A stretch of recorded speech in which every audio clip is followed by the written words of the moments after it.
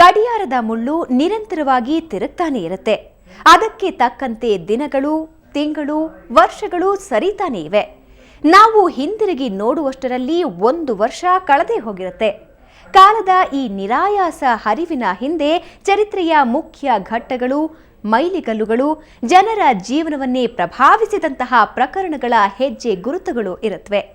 ಕಾಲದ ನಡಿಗೆಗೆ ತಕ್ಕಂತೆ ಜನರ ಕನಸು, ಕಾಣ್ಕೆ, ಭ್ರಮನಿರಸನ ಇವೆಲ್ಲವಕ್ಕೂ ಸುವರ್ಣ ನ್ಯೂಸ್ 24/7 ಚಾನೆಲ್ ತೀವ್ರವಾಗಿ ಸ್ಪಂದಿಸ್ತಾ ಇದೆ. ತನ್ನ ನೇರ, ದಿಟ್ಟ, ನಿರಂತರ ವರದಿಗಳ ಮೂಲಕ ಕರ್ನಾಟಕದ ಮನೆಯ ಮನಮನದ ಚಾನೆಲ್ ಅನಿಸಿಕೊಂಡಿದೆ. ಇಂತಹ ಸುವರ್ಣ ಸುದ್ದಿ ವಾಹಿನಿಯಲ್ಲಿ 2011ರಲ್ಲಿ ಪ್ರಸಾರವಾದ ಅತ್ಯುತ್ತಮ 11 ವಿಶೇಷ ಕಾರ್ಯಕ್ರಮಗಳ ಕುರಿತು ಸ್ಪೆಷಲ್ ರಿಪೋರ್ಟ್ ಇಲ್ಲಿದೆ.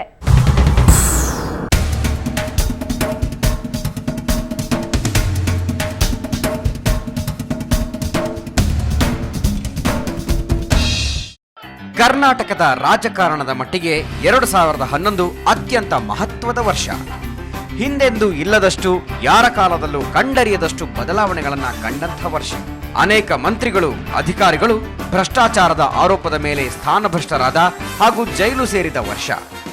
ಅದರಲ್ಲೂ ದಕ್ಷಿಣ ಭಾರತದಲ್ಲಿ ಮೊದಲ ಬಾರಿಗೆ ಅಧಿಕಾರದ ಚುಕ್ಕಾಣಿ ಹಿಡಿದಿದ್ದ ಬಿಜೆಪಿ ಭ್ರಷ್ಟಾಚಾರ, ಸ್ವಜನ ಪಕ್ಷಪಾತ ಮುಂತಾದ ಆರೋಪಗಳಿಂದ ಹೈರಾಣಾದ ವರ್ಷ. ಈ ಎಲ್ಲ ಘಟನಾವಳಿಗಳನ್ನ ಸುವರ್ಣ ನ್ಯೂಸ್ 24/7 ಚಾನೆಲ್ ಕರ್ನಾಟಕದ ಮೂಲೆ ಮೂಲೆಯ ಜನರಿಗೆ ಮುಟ್ಟಿಸಿತು.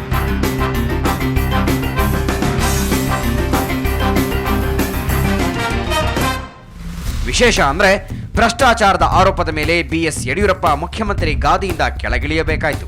ಶಿವಮೊಗ್ಗದ ವಕೀಲರಾದ ಸಿರಾಜಿನ್ ಬಾಷಾ ಹಾಗೂ ಬಾಲರಾಜ್ ದಾಖಲಿಸಿದ್ದ ಡಿನೋಟಿಫಿಕೇಶನ್ ಪ್ರಕರಣದ ಸಂಬಂಧ ಯಡಿಯೂರಪ್ಪ ಅವರ ವಿರುದ್ಧ ಲೋಕಾಯುಕ್ತ ಕೋರ್ಟ್ನಲ್ಲಿ FIR ದಾಖಲಾಗ್ತಾ ಇದ್ದಂತೆ ಇವರು ಮುಖ್ಯಮಂತ್ರಿ ಸ್ಥಾನಕ್ಕೆ ರಾಜೀನಾಮೆ ನೀಡಿದರು. ಅದಕ್ಕಿಂತಲೂ ಹೆಚ್ಚಾಗಿ ಕರ್ನಾಟಕದ ಜನ ಶಾಕ್ ಆಗಿದ್ದು ಮಾಜಿ ಮುಖ್ಯಮಂತ್ರಿ BS ಯಡಿಯೂರಪ್ಪ ಅರೆಸ್ಟ್ ಆದಾಗ.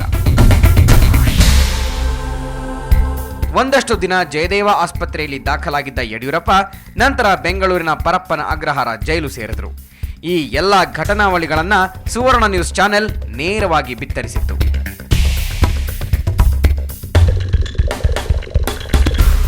ಮಾಜಿ ಮುಖ್ಯಮಂತ್ರಿ BSY ಜಾಮೀನು ಪಡೆದು ಜೈಲಿನಿಂದ ಹೊರಬರ್ತಾ ಇದ್ದಂತೆ ಮೊದಲ ಬಾರಿಗೆ ಮನಬಿಚ್ಚಿ ಮಾತನಾಡಿದ್ದು ಸುವರ್ಣ ಸುದ್ದಿವಾಹಿನಿಯೊಂದಿಗೆ. ಅಂದು ಸುವರ್ಣ ಚಾನೆಲ್ ಆಫೀಸಿಗೆ ಬಂದಿದ್ದ ಯಡಿಯೂರಪ್ಪ ತಮ್ಮ ಮನದಾಳದ ಮಾತುಗಳನ್ನ ನಮ್ಮ ಪ್ರತಿನಿಧಿಗಳೊಂದಿಗೆ ಹಂಚಿಕೊಂಡಿದ್ದರು. ಜನಮಾನಸದಲ್ಲಿ ನಾವು ಮಾಡೋ ಒಂದೊಂದು ಕಾರ್ಯಕ್ರಮ ಅವರ ಮನಸ್ಸಿನಲ್ಲಿ ತುಂಬಿದೆ. ಅದು ಓಟಾಗಿ ಪರಿವರ್ತನೆ ಆಗುತ್ತೆ ಅನ್ನೋ ವಿಶ್ವಾಸ ಇದೆ. ಓನ್ಲಿ ಥಿಂಗ್ ಈಸ್ ಅವರು ನಿರ್ಭೀತಿಯಿಂದ ಮತದಾನ ಕೇಂದ್ರಕ್ಕೆ ಬರಬೇಕು. ಬೆದರೋ ಅಗತ್ಯ ಇಲ್ಲ. ಪ್ರಜಾತಂತ್ರ ವ್ಯವಸ್ಥೆಯಲ್ಲಿದ್ದೇವೆ. ನಿಮ್ಮ ರಕ್ಷಣೆ ಮಾಡುವಂಥ ಜವಾಬ್ದಾರಿ ಸರ್ಕಾರದ್ದು. ಬನ್ನಿ ಮತದಾನ ಕೇಂದ್ರಕ್ಕೆ ಬಂದು ನಿಮ್ಗೆ ಯಾರು ಸರಿ ಅನ್ನೋ ವೋಟ್ ಮಾಡಿ. ಅದನ್ನು ತಡೆಯೋದಕ್ಕೆ ಯಾವುದೇ ಶಕ್ತಿಯಿಂದ ಸಾಧ್ಯ ಇಲ್ಲ. ಅದಕ್ಕೆ ನಾವು ಅವಕಾಶ ಕೊಡೋದು. ಇನ್ನು BSY ಮುಖ್ಯಮಂತ್ರಿ ಗಾದಿಯಿಂದ ಕೆಳಗಿಳಿಯೋದಕ್ಕೆ ಪರೋಕ್ಷವಾಗಿ ಕಾರಣವಾಗಿದ್ದು ಮಾಜಿ ಲೋಕಾಯುಕ್ತ ನ್ಯಾಯಮೂರ್ತಿ ಸಂತೋಷ್ ಹೆಗಡೆ. ತಮ್ಮ ದಿಟ್ಟ ನಡೆ, ನಿಷ್ಪಕ್ಷಪಾತ ತನಿಖೆ, ಕಠಿಣ ಮನೋಧರ್ಮದ ಮೂಲಕ ಕರ್ನಾಟಕದಲ್ಲಿ ಮನೆ ಮಾತಾಗಿದ್ದವರು ಸಂತೋಷ್ ಹೆಗಡೆ. ಇವರು ಅಕ್ರಮ ಗಣಿಗಾರಿಕೆ ಕುರಿತ ತನಿಖಾ ವರದಿಯನ್ನ ಸರ್ಕಾರಕ್ಕೆ ಸಲ್ಲಿಸಿದ ನಂತರವೇ BS ಯಡಿಯೂರಪ್ಪನವರ ಸ್ಥಾನಕ್ಕೆ ಗಂಡಾಂತರ ಬಂದಿದ್ದು.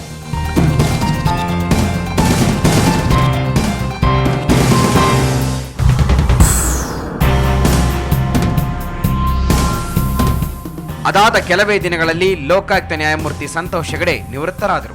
ತಮ್ಮ ನಿವೃತ್ತಿಯ ನಂತರ ನ್ಯಾಯಮೂರ್ತಿ ಸಂತೋಷ್ ಹೆಗಡೆ ಸುವರ್ಣ ಸುದ್ದಿವಾಹಿನಿ ಸ್ಟುಡಿಯೋಗೆ ಆಗಮಿಸಿದರು. ಲೋಕಾಯುಕ್ತರಾಗಿ ತಮ್ಮ ಕಾರ್ಯಶೈಲಿ, ಅನುಭವ ಹಾಗೂ ಭವಿಷ್ಯದ ತಮ್ಮ ಯೋಜನೆಗಳ ಬಗ್ಗೆ ವಿಸ್ತೃತವಾಗಿ ಮಾತನಾಡಿದರು.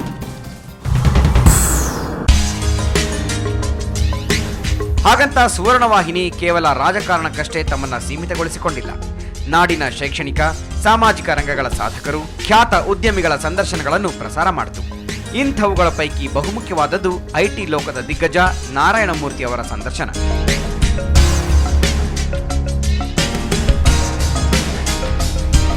IT ಲೋಕದ ನಾರಾಯಣ ಗುರು ಅನ್ನೋ ಹೆಸರಿನಲ್ಲಿ ಪ್ರಸಾರವಾದ ಆ ಕಾರ್ಯಕ್ರಮದ ಒಂದು ಸ್ಯಾಂಪಲ್ ಇಲ್ಲಿದೆ. ಇನ್ಫೋಸಿಸ್ ಜೊತೆಗಿನ ನಿಮ್ಮ ಸುದೀರ್ಘ ಸಂಬಂಧ, 30 ವರ್ಷಗಳ ಸಂಬಂಧ ಮುಗಿತಾ ಇದೆ. ಏನನ್ನಿಸ್ತಾ ಇದೆ ಮೂರ್ತಿ ಅವರಿಗೆ? 1981 ಮೇನಲ್ಲಿ ನಮ್ಮ ಮನೇಲಿ ಕೂತ್ಕೊಂಡು ಇನ್ಫೋಸಿಸ್ ಶುರು ಮಾಡೋ ವಿಚಾರದಲ್ಲಿ ಭಾಳ ಯೋಚನೆ ಮಾಡಿದಾಗ, ಆಗಲೇ ನಾನು 65 ವರ್ಷ ವಯಸ್ಸು ನನಗಾದಾಗ ನಾನು ಈ ಇನ್ಫೋಸಿಸ್ಸಿಂದ ಬಿಟ್ಟು ಹೊರಗಡೆ ಹೋಗ್ತೀನಿ ಅಂತ ಆಗಲೇ ನಿರ್ಧಾರ ಮಾಡಿದ್ವಿ. ಆದ್ದರಿಂದ ಈ ವಿಚಾರ ಏನು ಹೊಸದೇನಲ್ಲ. ಸುವರ್ಣ ಸುದ್ದಿ ವಾಹಿನಿಯಲ್ಲಿ ಎಂತೆಂಥ ರಹಸ್ಯ ಕಾರ್ಯಾಚರಣೆಗಳ ಆಧರಿಸಿ ವರದಿಗಳು ಪ್ರಸಾರವಾದವು, ಅದರ ಎಫೆಕ್ಟ್ ಏನಾಗಿತ್ತು ಅನ್ನೋದನ್ನ ನೋಡೋಣ ಒಂದು ಸಣ್ಣ ವಿರಾಮದ ನಂತರ.